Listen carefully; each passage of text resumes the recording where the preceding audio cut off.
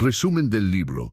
Más allá del bien y del mal de Friedrich Nietzsche, ¿alguna vez ha sentido que algo considerado correcto por la sociedad le parece incorrecto? ¿Se ha preguntado alguna vez por qué consideramos ciertas cosas malas y sus opuestos buenos? Cuando cuestionamos cosas que la sociedad acepta, a menudo no obtenemos respuestas claras o directas.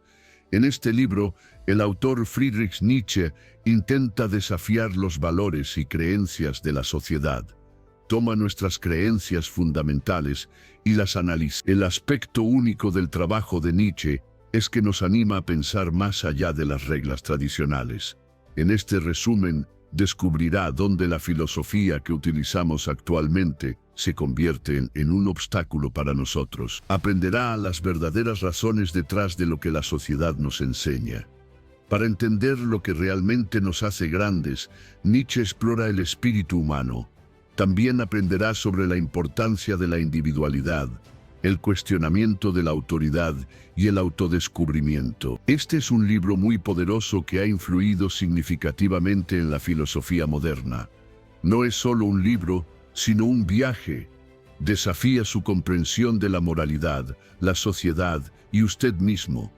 La nueva perspectiva que obtenga de este libro puede usarse para encontrar su propio camino en la vida. El espíritu libre. Los humanos no interactúan con el mundo tal como es en realidad. Para disfrutar de la vida la simplificamos. Incluso el lenguaje que usamos no logra describir con precisión las cosas que vemos. Es nuestra ignorancia sobre las cosas que nos rodean lo que motiva a las personas a buscar el conocimiento. Sin embargo, conocimiento no es lo mismo que comprensión. Muchos filósofos pasan toda su vida tratando de descubrir la verdadera naturaleza del mundo. Se presentan como guardianes de la verdad. Pero un concepto tan profundo como la verdad no necesita defensa humana. En realidad, no existe tal cosa como la verdad absoluta. De lo único que podemos estar seguros es de la posibilidad de que algo sea falso o no verdadero. Piense en la frecuencia con la que sus sentidos lo han engañado o inducido a error. Usted confía en su mente para distinguir la verdad de la falsedad, pero ¿y si el pensamiento en sí mismo es defectuoso? Por lo tanto, no debería confiar en los pensamientos de nadie. En la sociedad, cuestionar puede parecer descortés, pero el pensamiento filosófico es diferente a vivir en sociedad. El trabajo de un filósofo es no confiar en nada. Creer que conoce la verdad y defenderla lo hace enojado, temeroso y solitario. Esto le sucedió a grandes pensadores como Baruch Spinoza y Giordano Bruno. Observar el mundo de una manera simple revela que no existe una verdad única. Por ejemplo, lo que podría ser una comida lujosa para una persona pobre podría parecer insignificante para una persona rica. La moral y los valores de los filósofos griegos podrían ser considerados pecaminosos por los pensadores indios. Puede pensar en un libro que le guste universalmente a todo el mundo, pero si nada es verdad, ¿cómo llegó la sociedad a un acuerdo sobre la moralidad? En las primeras civilizaciones, las acciones se juzgaban en función de los resultados que producían. Las acciones con resultados positivos se consideraban buenas, mientras que aquellas con consecuencias negativas se consideraban malas. Luego, hace unos 10.000 años, nuestra perspectiva sobre el bien y el mal cambió. Comenzamos a juzgar las acciones basándonos en las intenciones detrás de ellas, en lugar de sus resultados. Se le consideraba malo solo si sus intenciones eran incorrectas. Quizás esta forma de ver la moralidad es limitada porque pasa por alto el lado involuntario de nuestras acciones. Nuestra motivación inconsciente podría ser la verdadera razón detrás del bien y del mal. ¿Qué pasa si nuestras intenciones solo rozan la superficie de nuestra mente subconsciente? Si es así, nuestros pensamientos son solo un signo de lo que está sucediendo en lo más profundo. Podríamos estar mal interpretando estas señales. Así vemos que la filosofía tal como la conocemos tiene sus límites. Siempre habrá nuevas generaciones de filósofos que pisarán caminos diferentes a los que buscan las viejas verdades. Podrían tratar de entender la verdad a través de sus teorías. Sin embargo, Los nuevos filósofos no creerán que su verdad es válida para todos los demás. Reconocer las circunstancias que crean un nuevo filósofo es un estudio fascinante. Sabemos que buscar la verdad requiere un carácter fuerte. Por lo tanto, es improbable que un gran pensador provenga de una vida feliz y cómoda. Tal vez ser duro e inteligente se adapte mejor a la personalidad de un filósofo. Estos nuevos filósofos serán verdaderamente de espíritu libre. Nuestras viejas visiones del bien y del mal no los restringirán, ni perseguirán el objetivo estándar de encontrar una verdad única. Elevarán el nivel de la filosofía más allá de lo que hemos conocido. Pero no los confunda con individuos del pasado que se llamaban a sí mismos espíritus libres. Esas personas escribieron sobre la libertad, la democracia y las ideas modernas. Estos falsos espíritus libres creían que todos los males y problemas se debían a los errores de la sociedad. Su filosofía tenía como objetivo crear una sociedad libre de todos los problemas. Tales filósofos ignoran nuestra historia. En tiempos difíciles, los humanos progresan rápido. Es bajo gran presión que vemos el crecimiento científico y espiritual más significativo. Los nuevos filósofos deben comprender este hecho crucial sobre la naturaleza humana. Aquellos que piensan de esta manera no dirán que debemos liberarnos de todos los problemas. Son muy cuidadosos al reconocer lo que los humanos deben y no deben evitar. Este es el paso más crucial para pensar más allá del bien y del mal. La naturaleza religiosa. ¿Qué es la religión? El cristianismo, la religión más seguida del mundo, sugiere que la religión implica la renuncia. Para obedecer las reglas de Dios, las personas renuncian a su libertad e ignoran sus propias mentes. Controlar las emociones naturales como el ego es esencial para ellos. Tales restricciones son indudablemente dolorosas para los humanos, pero este tipo de restricción no es exclusiva del cristianismo. Todas las religiones imponen al menos una de estas tres restricciones a sus seguidores: ayuno, pasar tiempo a solas o abstenerse de las relaciones sexuales. Inicialmente, la razón de estas tres reglas es clara. Una sociedad primitiva se caracterizaba a menudo por el comer en exceso, la socialización y la actividad sexual excesivas. La religión podría haber desarrollado estas prácticas para ayudarnos a ser más civilizados al limitar estas acciones. Con el tiempo, la religión creció aún más influyente a medida que grandes reyes y guerreros se inclinaron ante los santos. Pero, ¿por qué figuras tan poderosas respetaban tanto a los santos? Se dice que los reyes y guerreros eran muy orgullosos y a menudo arrogantes. Sin embargo, incluso ellos elogiaban a las personas religiosas, admirando su inquebrantable fuerza de voluntad requerida para llevar una vida religiosa. Además, los ricos y poderosos sospechaban un poco de los santos. Creían que tales penalidades debían venir con una gran recompensa. La gente pensaba que una vida de santo era completamente diferente a la de los humanos comunes y que quizás los santos poseían algún secreto profundo sobre la vida. Los reyes también usaron la religión para justificar su poder y autoridad. La religión podía unir a un gobernante con su pueblo. Además, algunos grupos usaron la religión para proteger a la sociedad de la política externa. Los brahmanes en la India son un buen ejemplo. Evitaron los problemas de la familia real mientras ejercían poder como consejeros de los reyes. Sin embargo, el hombre común fue el que más se benefició de la religión.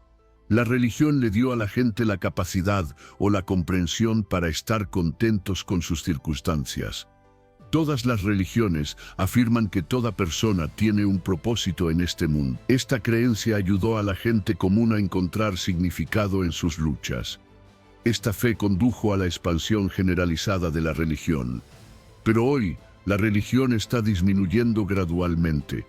Cada vez más personas se están volviendo ateas. Este cambio comenzó con la ciencia de la evolución, que demostró que los humanos no fueron creados por Dios.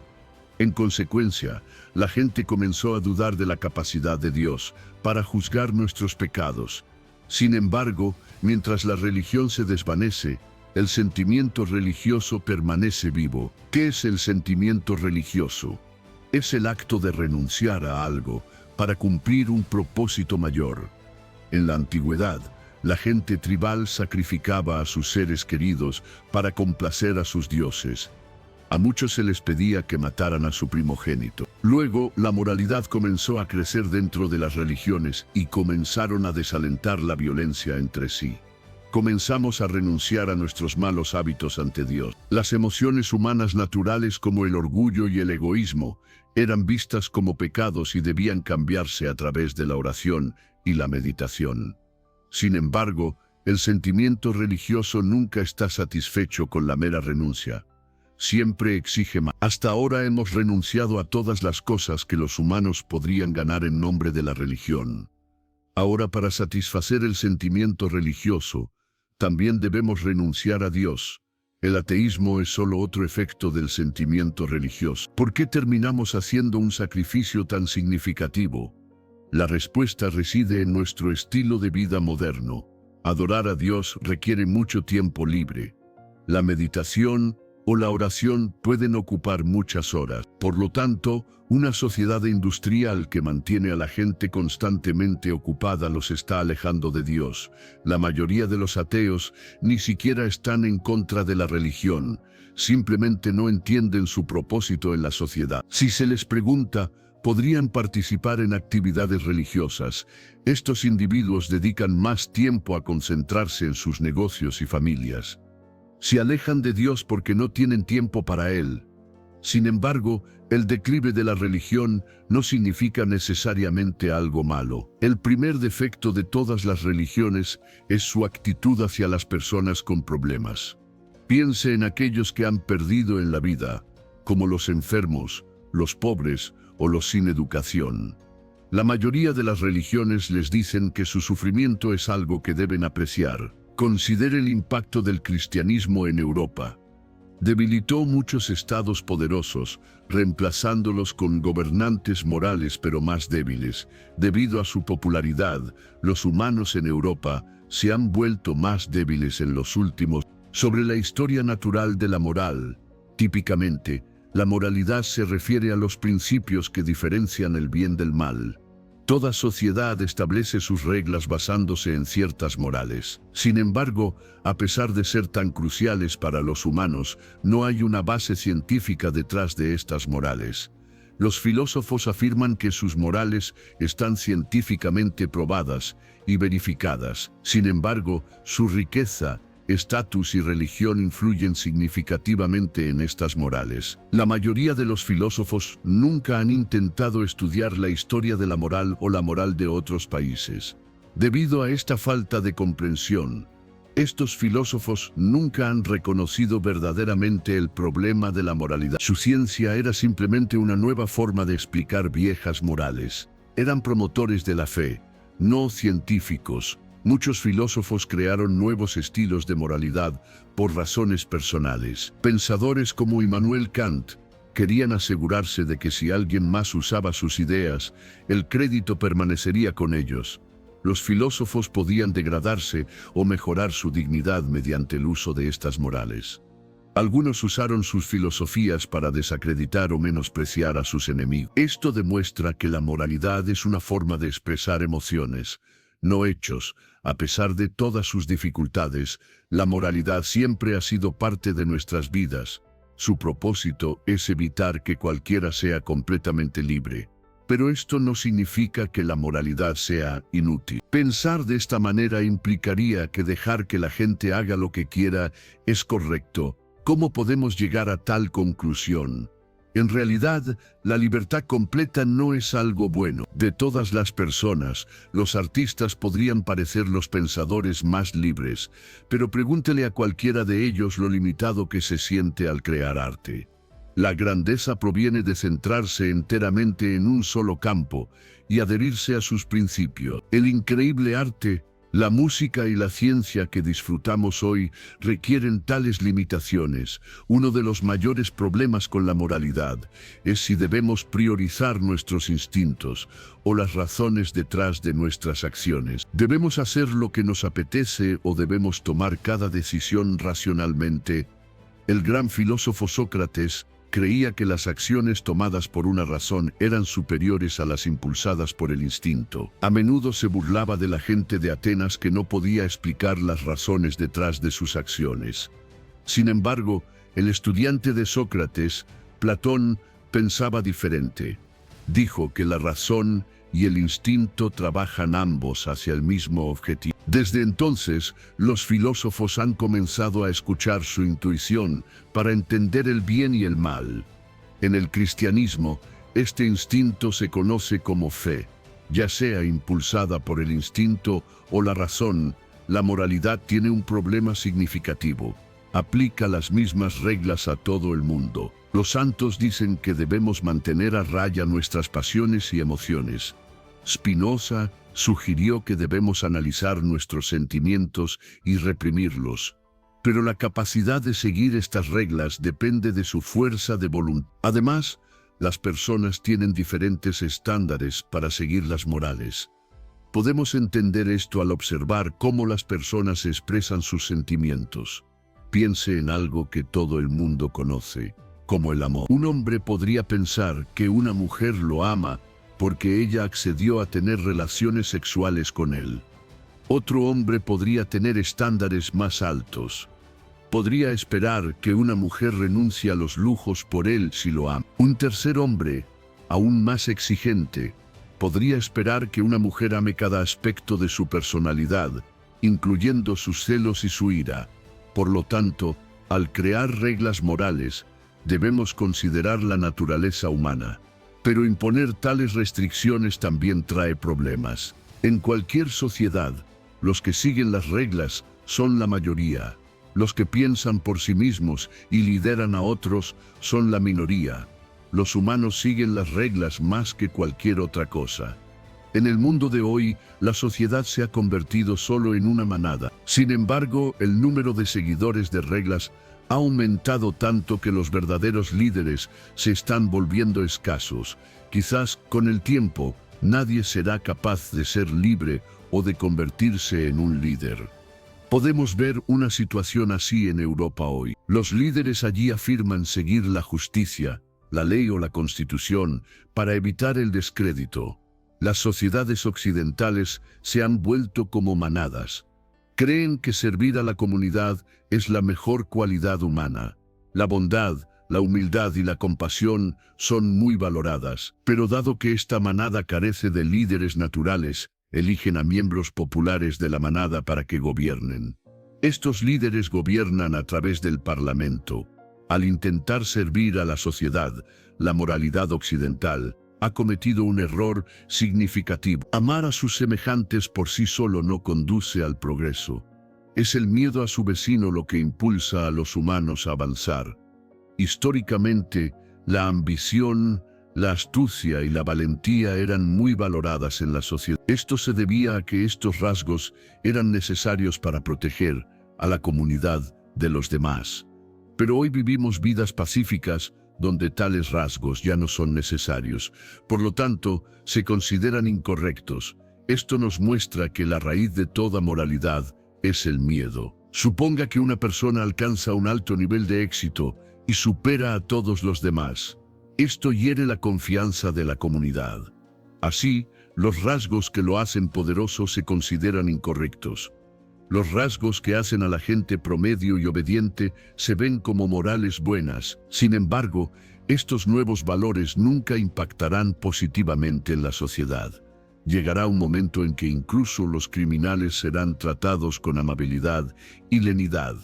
Los países occidentales ahora consideran que castigar a los ladrones es incorrecto. Así que ahora entendemos el verdadero objetivo de la moralidad de la manada. Visualiza un mundo sin ningún peligro, lo que resulta en un mundo sin miedo. Pero si el miedo termina, la moralidad que surge de él también termina. Nuestras virtudes. La virtud es una cualidad que se considera moral o buena. cómo hacer lo que es correcto y evitar lo que es incorrecto. Descubrir y seguir nuestras virtudes es un tema muy apasionante. Sin embargo, los escritos sobre moralidad, el estudio de las virtudes, a menudo son muy aburridos. Esto es afortunado, porque si la moralidad fuera interesante, más gente dedicaría tiempo a ella.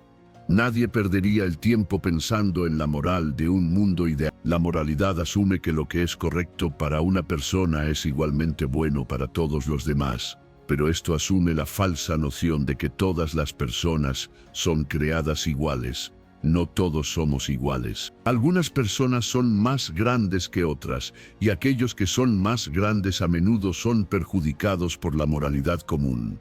El verdadero objetivo del juicio moral es la venganza. Es una herramienta utilizada por los espiritualmente débiles para atacar a una persona de carácter fuerte. Estas personas de mente débil pueden usar cualquier cosa para ocultar sus fallas, incluso a Dios. Los débiles favorecen la religión únicamente porque dice que todos los humanos son iguales ante Dios. Estas son las mismas personas que critican más a los ateos. Considere las filosofías morales creadas por estas personas de mente débil: utilitarismo, liberalismo, eudemonismo, hedonismo y pesimismo. Todas comparten una característica común: juzgan los valores morales midiendo el placer y el dolor. Cualquier persona razonable puede ver que las virtudes no pueden ser juzgadas de tal manera.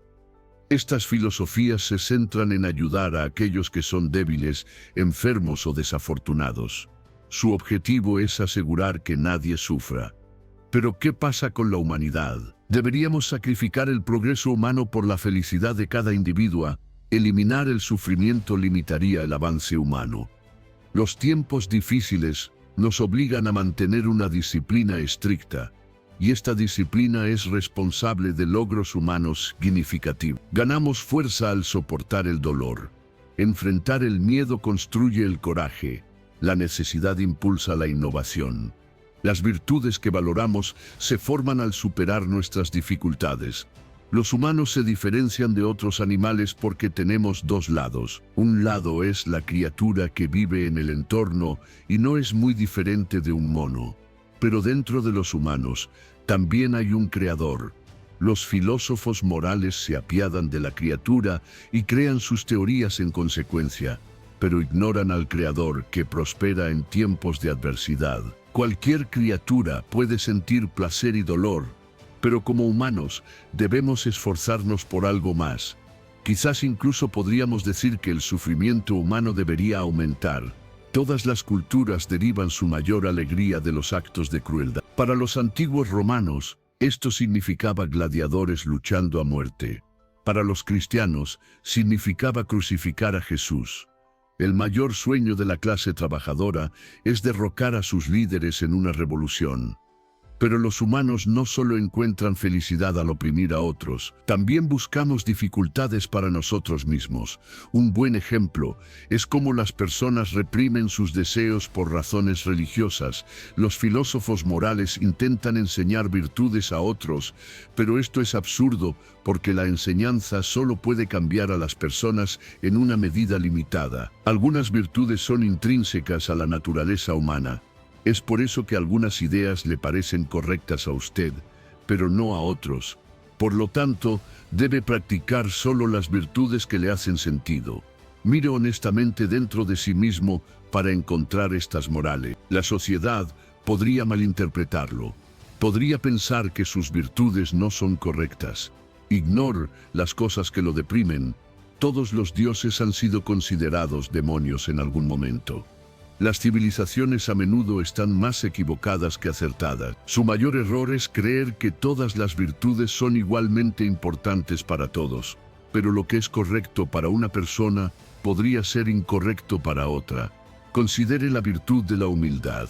Un filósofo moral podría pensar que una persona humilde nunca puede estar equivocada. Pero, ¿qué pasa si esa persona nació para ser un gran líder?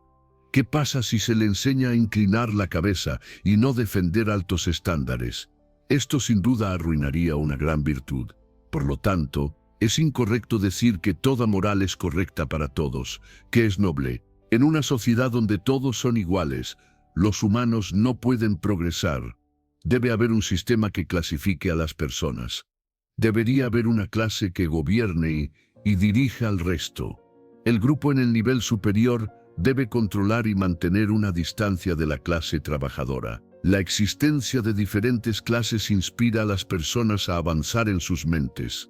La clase dominante evita el contacto físico con la gente común y mentalmente se considera por encima del público en general. Pero ¿cómo surgió esta clase dominante? Debemos aceptar la dura verdad de que los humanos son inherentemente despiadados. La clase superior no puede existir sin explotar u oprimir a otros. Toda gran cultura ha suprimido sin piedad a sus miembros más débiles. No confunda esta clase dominante con el presidente de un país. Tales líderes sirven al pueblo. Una verdadera clase dominante no tiene deberes claramente definidos. Creen que la sociedad existe para ellos, así que si el público se sacrifica por ellos, no sienten remordimiento. Y si pensamos con cuidado, la sociedad debería estar estructurada de esta manera. Es imposible que todos se vuelvan grandes. Por lo tanto, las comunidades humanas deben servir como base para promover a unos pocos individuos especiales. Las morales típicamente diseñadas para la sociedad son más ignoradas por la clase superior. Considere cosas como la violencia y la opresión.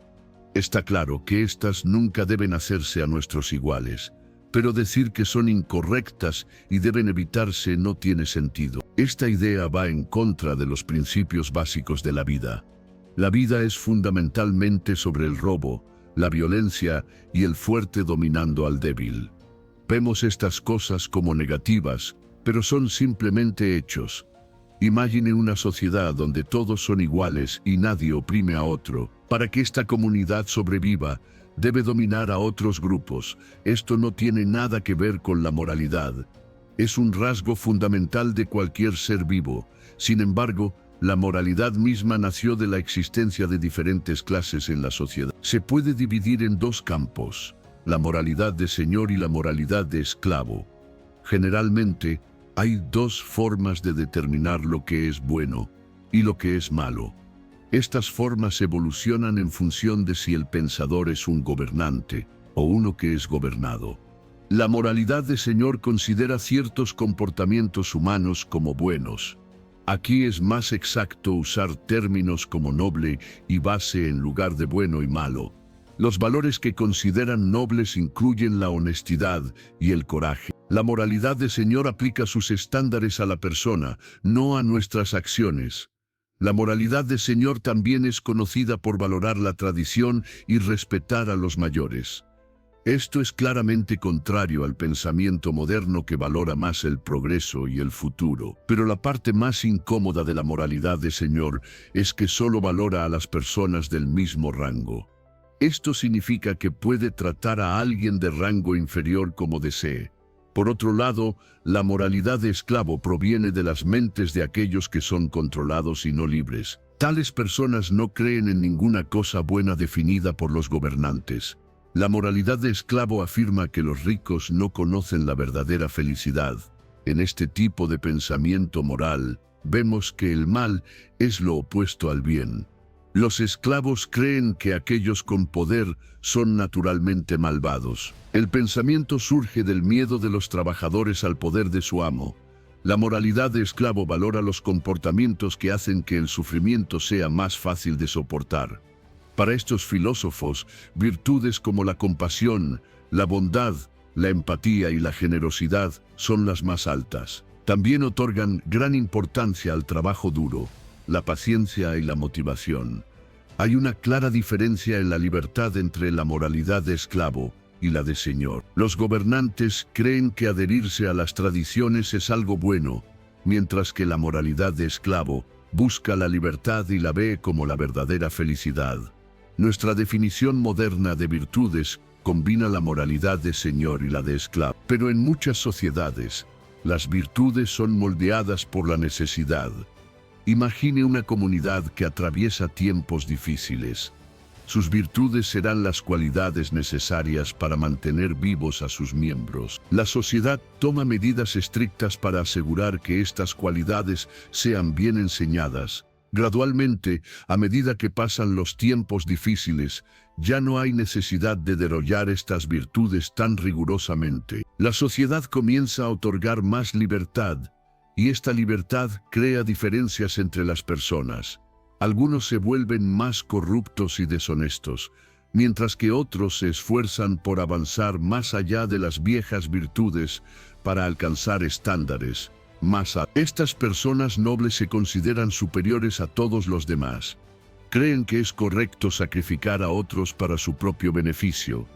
Inicialmente pueden parecer arrogantes y egoístas, pero con el tiempo identifican a otros en la sociedad que son sus iguales. Luego aceptan que otros deben tener los mismos derechos, pero ¿cómo encuentra uno a sus iguales? La forma más fácil es a través de la comunicación. Las palabras tienen significados fijos. Sin embargo, sabemos que no siempre transmiten completamente el concepto. Solo podemos comunicarnos usando palabras si tienen el mismo significado en nuestras mentes. Es por eso que las personas del mismo país se entienden mejor. Un extranjero que habla su idioma no tiene la misma experiencia. Vivir en circunstancias similares permite que un grupo de personas se entienda mejor. Esta comprensión es crucial para las relaciones humanas. ¿Con qué frecuencia las personas malinterpretan si alguien les gusta o no? Dos partes pueden derivar diferentes significados de la misma afirmación. Tal confusión no puede existir en tiempos de peligro. Por eso las sociedades que enfrentan una amenaza común permanecen unidas, pero si los valores comunes son necesarios para la comunicación, ¿qué pasa con aquellos que son diferentes? Es probable que permanezcan solos y aislados. Por lo tanto, la sociedad alienta a las personas a ser normales. Aquellos que son más normales construirán más relaciones y disfrutarán de mayor éxito. Pero hará que todos los humanos sean iguales, que la humanidad sea más grande. En realidad, el sufrimiento y la soledad de una persona noble son lo que los eleva por encima del resto. Sin embargo, tales grandes individuos no quieren que otros se apiaden de ellos. Así que usan una máscara para ocultar sus problemas al mundo. A menudo fingen ser felices en lugar de expresar su tristeza. Quieren que la gente los vea como individuos muy felices. Los grandes pensadores quieren que las personas que los rodean los malinterpreten, porque si son entendidos, significa que han encontrado a alguien igual a ellos. Esto significaría que su intelecto y sufrimiento son los mismos.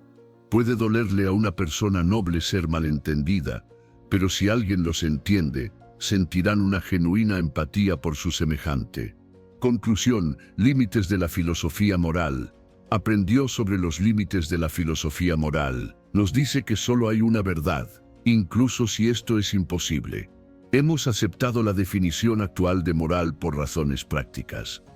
La filosofía solo se desarrollará cuando un grupo de personas libres la cambie. Sin embargo, no los confunda con aquellos pensadores que simplemente hablan de libertad. Naturaleza religiosa. Exploró la naturaleza religiosa de los humanos. Hacemos sacrificios para lograr grandes tareas. En el pasado, estas tareas eran para Dios, pero ahora, debido a la industrialización de la sociedad, el ateísmo está en aumento. Sin embargo, el aumento del ateísmo no es necesariamente malo, porque la religión puede debilitarnos. Historia de la moralidad. Profundizó en la historia de la moralidad. Los filósofos morales trabajan basándose en emociones en lugar de hechos. Lo que es correcto para una persona podría no serlo para todos los demás. Al adherirnos a las tradiciones y reglas, nos hemos convertido en una manada. Esta visión etiqueta todas las cualidades que hacen grande a una persona como incorrectas. La virtud. Aprendió sobre la virtud. Las virtudes dictadas por la sociedad son inútiles. Los filósofos morales las crearon para sus propios propósitos. La sociedad tiene como objetivo reducir el sufrimiento, aunque es a través del sufrimiento que las personas se vuelven grandes. Mire dentro de sí mismo para encontrar sus creencias fundamentales. Ignore a los filósofos y siga sus propias virtudes. Ser noble. Exploró lo que significa ser noble. No todo el mundo puede ser grande. El objetivo de la sociedad es hacer que todos sean ordinarios y aburridos, por lo que es posible que tenga que caminar solo en su camino hacia el avance. Una persona noble cree que es superior y usa a otros para avanzar y mejorar. Sin embargo, esto resulta en ser malentendido, aislado y soportar el sufrimiento. La sociedad no quiere aceptar su singularidad y talento. Su objetivo es hacer que todos sean iguales para eliminar el sufrimiento, pero usted debe valorar sus propios pensamientos y creatividad. Si la sociedad lo juzga por esto, debe ignorarlos.